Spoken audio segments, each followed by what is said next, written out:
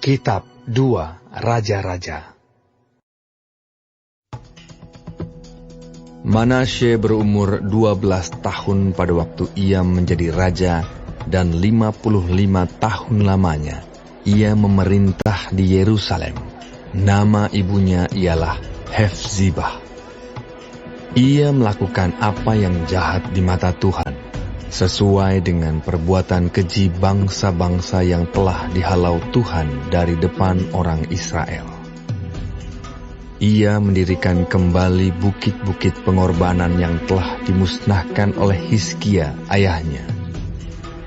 Ia membangun mesbah-mesbah untuk Baal, membuat patung Asyera seperti yang dilakukan Ahab, raja Israel, dan sujud menyembah kepada segenap tentara langit dan beribadah kepadanya. Ia mendirikan mesbah-mesbah di rumah Tuhan, walaupun sehubungan dengan rumah itu, Tuhan telah berfirman, "Di Yerusalem, aku akan menaruh namaku." Dan ia mendirikan juga mesbah-mesbah bagi segenap tentara langit di kedua pelataran rumah Tuhan. Bahkan, ia mempersembahkan anaknya sebagai korban dalam api, melakukan ramal dan telaah, dan menghubungi para pemanggil arwah dan para pemanggil roh peramal. Ia melakukan banyak yang jahat di mata Tuhan, sehingga ia menimbulkan sakit hatinya. Ia menaruh juga patung Asyera yang telah dibuatnya dalam rumah. Walaupun sehubungan dengan rumah itu, Tuhan telah berfirman kepada Daud dan kepada Salomo anaknya, "Dalam rumah ini dan di Yerusalem, yang telah kupilih dari antara segala suku Israel, aku akan menaruh namaku untuk selama-lamanya. Aku tidak akan membiarkan bangsa Israel lagi dibawa keluar dari tanah yang telah kuberikan kepada nenek moyang mereka. Asal saja mereka tetap berbuat tepat seperti yang telah kuperintahkan kepada mereka, dan tepat menurut hukum yang telah diperintahkan kepada mereka oleh hambaku Musa."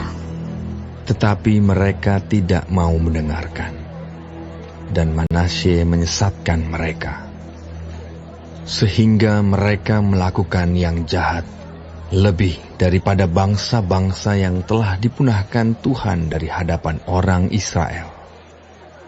Kemudian berfirmanlah Tuhan dengan perantaraan para hambanya, yakni para nabi, "Oleh karena Manasye, Raja Yehuda, telah melakukan kekejian-kekejian ini, berbuat jahat lebih daripada segala yang telah dilakukan oleh orang Amori yang mendahului dia, dan dengan berhala-berhalanya, ia telah mengakibatkan orang Yehuda berdosa pula.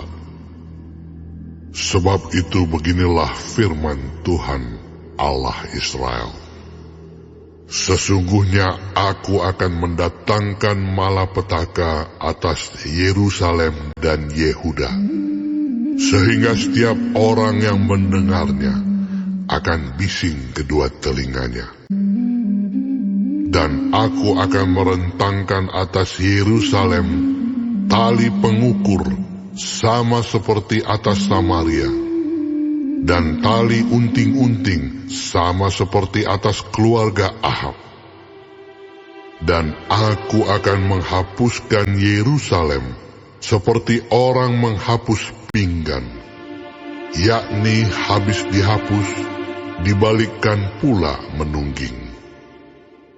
Aku akan membuangkan sisa milik pusakaku, dan akan menyerahkan mereka ke dalam tangan musuh-musuh mereka, sehingga mereka menjadi jarahan dan menjadi rampasan bagi semua musuh mereka.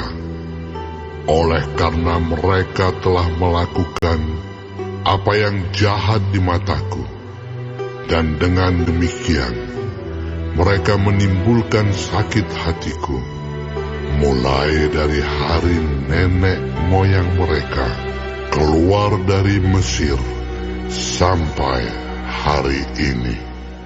Lagi pula, Manasye mencurahkan darah orang yang tidak bersalah sedemikian banyak, hingga dipenuhinya Yerusalem dari ujung ke ujung, belum termasuk dosa-dosanya yang mengakibatkan orang Yehuda berdosa pula dengan berbuat apa yang jahat di mata Tuhan. Selebihnya dari riwayat Manasye, segala yang dilakukannya dan dosa-dosa yang diperbuatnya, bukankah semuanya itu tertulis dalam kitab sejarah raja-raja Yehuda? Kemudian Manasye mendapat perhentian bersama-sama dengan nenek moyangnya, dan ia dikuburkan di taman istananya, di taman Uza. Maka Amon, anaknya, menjadi raja menggantikan dia. Amon berumur 22 tahun pada waktu ia menjadi raja, dan 2 tahun lamanya ia memerintah di Yerusalem. Nama ibunya ialah Mesulemet binti Harus dari Yotba. Ia melakukan apa yang jahat di mata Tuhan, seperti yang telah dilakukan Manasye ayahnya.